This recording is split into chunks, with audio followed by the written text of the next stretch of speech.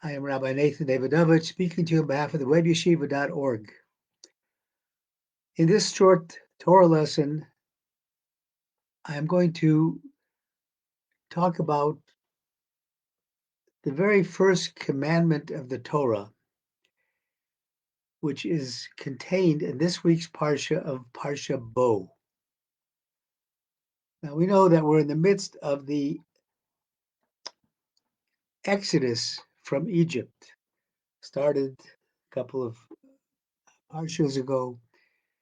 We're now in the midst of the plagues and the end of the plagues, and finally the children of Israel are getting out of Egypt. And there's a number of commands that are given to the children of Israel regarding what they have to do before they leave, the command of the Paschal lamb and so on, the command of eating matzah, not eating chametz, unleavened, not eating leavened bread, eating only matzah. But before that is this commandment I'm going to talk about. This is a commandment that I believe, if you look at it and understand it, it gives us a formula for hope and renewal. Hope and renewal is something that we all need. We need uh, individually, we need communally, and we need nationally and internationally. People have a tendency to stick with the dark and hold into the dark and lose hope. This Torah lesson, this pasuk in the Torah, this sentence in the Torah teaches us how we can have hope and renewal. Now, what is the first commandment in the Torah? The first commandment in the Torah tells us, HaChodesh hazeh lochem Rosh Chadashim. This month shall be the beginning of months. Rishon hu lochem l'chodshei Hashanah will be the beginning, the first month of the year.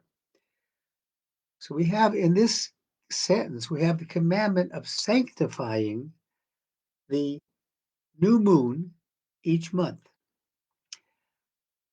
The significance of this commandment to sanctify the new moon, commandment to put holiness into time, was raised by the great commentator Rashi in the very first sentence of the Torah. You remember that the Torah begins with Bereshis bara Elokim es hashamayim v'haaretz. In the beginning, God created the heaven and earth. So Rashi asks the question, he says, why? Since the Torah is a book of instruction, it's a guidepost to life, it's a handbook to life, why doesn't the Torah begin with the very first mitzvah given to the Jewish people, which is the mitzvah of sanctification of the new moon? The children of Israel are compared to the moon. Why are they compared to the moon? The sun, for example, never changes. The sun rises and sets, and it reaches the same power every day, the same shape, the same size. The moon, however, changes its shape. The moon changes from a full moon going down to total darkness, where you can barely see the sliver of the moon, and then it goes up again. The moon, to which the children of Israel are compared, and from which we started counting on a lunar calendar from the time of the Exodus from Egypt, that teaches us that just as we are going into periods of darkness, don't despair, don't give up hope, because we know that God is always there to take us out of the darkness. The new moon will start again. The moon will grow. The light will shine once again upon us. We as Jewish people know that we have the ability to find light in darkness. This commandment teaches us that no matter how difficult things get, things will get better. There is hope. And further, the word chodesh, the word chadesh, is renew, teaching us that we all have the opportunity to renew ourselves, to renew our concepts of life, to renew how we act and interact with people around us, to renew our commitments to God, our commitments to our family. Renewal is the message of the sanctification of the new moon because we are renewing the new month. In that same vein, we should renew ourselves and look to whenever we are in a dark period, not give up hope, but to understand that the darkness precedes the light. The light always follows the darkness without exception. There has never been a time that the moon did not rise. As therefore, there's never should be a time that no matter how desperate things appear, that we should ever give up hope.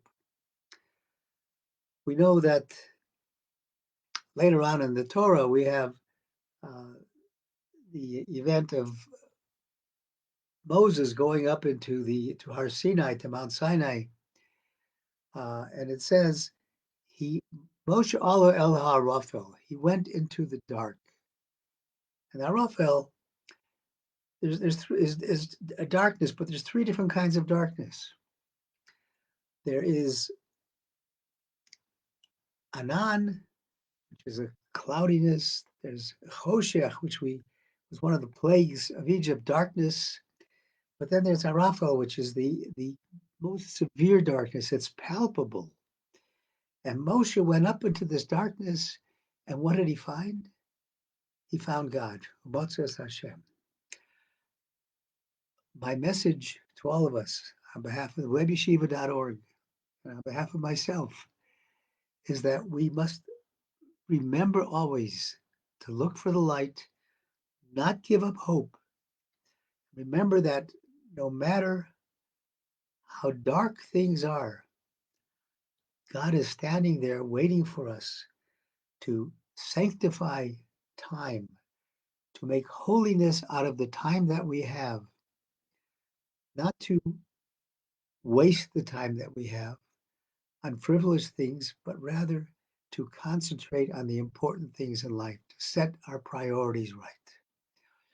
My blessing to all of us is that we should see a Shabbos of light. The word Shabbos, actually, the concept of Shabbos brings light, as the Kabbalists say in the part of the prayer that says Raza de Shabbos.